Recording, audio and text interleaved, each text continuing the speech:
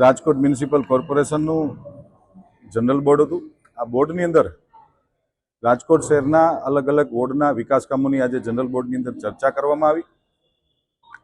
ચર્ચા શરૂ થઈ એના પ્રથમ તબક્કામાં જ ભારતીય જનતા પાર્ટીના સભ્ય શ્રી કોર્પોરેટર શ્રી હાર્દિક ગોયલનો પ્રશ્ન હતો। એ પહેલા માનનીય મેયરશ્રીની અનુમોદનથી મેં એક વિષય આજે જનરલ બોર્ડની અંદર મૂક્યો છે।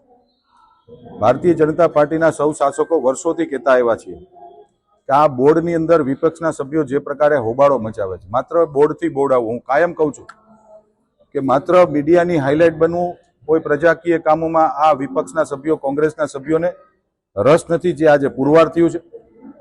4 કોર્પોરેટર રાજકોટની જનતાએ વોર્ડ નંબર 15માં આપ્યા। આ 4 કોર્પોરેટરો એક સાથે આજે રજા રિપોર્ટ મૂકી અને રાજકોટના જે બંધારણીય જોગવાઈ મુજબ જે જનરલ બોર્ડ મળતું હોય છે, આ બોર્ડની અંદર આજે ગેરહાજર રહ્યા છે। જ્યારે પણ જનરલ બોર્ડના એજન્ડા બહાર પાડતા હોય છે ત્યારે પ્રશ્નોત્તરી માટે સૌ સભ્યશ્રીઓને અમે બોલાવીએ છીએ। છેલ્લા 4 બોર્ડથી વિપક્ષના સભ્યો, છેલ્લા 3 બોર્ડથી વિપક્ષના સભ્યો પ્રશ્નોત્તરીમાં પણ નથી આવતા અને પછી મીડિયામાં એવું કહે છે કે અમને ખબર નથી। બંધારણીય જોગવાઈ મુજબ દરેક સભ્યશ્રીઓને બોર્ડ આવતું હોય પહેલા એમને ખબર જ હોય, એને માહિતી મળતી જ હોય છે।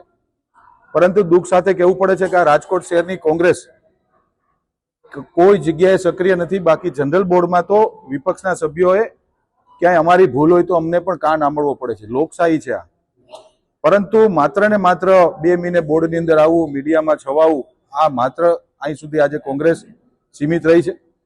બોર્ડની અંદર માનનીય હાર્દિક ગોયલ ભારતીય જનતા પાર્ટીના સભ્યોનો આજે પ્રશ્ન છે અને પ્રશ્ન ઉપર ગહન ચર્ચાઓ થઈ। મેં પહેલા કીધું એમ, જ્યારે બોર્ડનો એજન્ડા 10 દિવસ પહેલા જાહેર થાય ત્યારે પ્રશ્નોત્તરી એને આપવી પડતી હોય છે। એનો એક સમય હોય છે, એ સમયમાં એને કોઈ ન આપ્યો અને પાછળથી આવીને એ લોકો પ્રશ્નો થઈ ગયા છે। એ ગેરવ્યાજબી વાત છે। ગઈકાલે પ્રિન્ટ મીડિયા અને ઇલેક્ટ્રોનિક મીડિયાના માધ્યમથી આ વિષય અમારા ધ્યાનમાં આવ્યો હતો અને ગઈકાલે જ ગાર્ડન શાખાએ જે તે સંબંધિત બિલ્ડરને નોટિસ પણ આપી છે અને નોટિસનો યોગ્ય જવાબ નહીં થાય તો રાજકોટ મહાનગરપાલિકા પોલીસ ફરિયાદ કરવા સુધી જશે।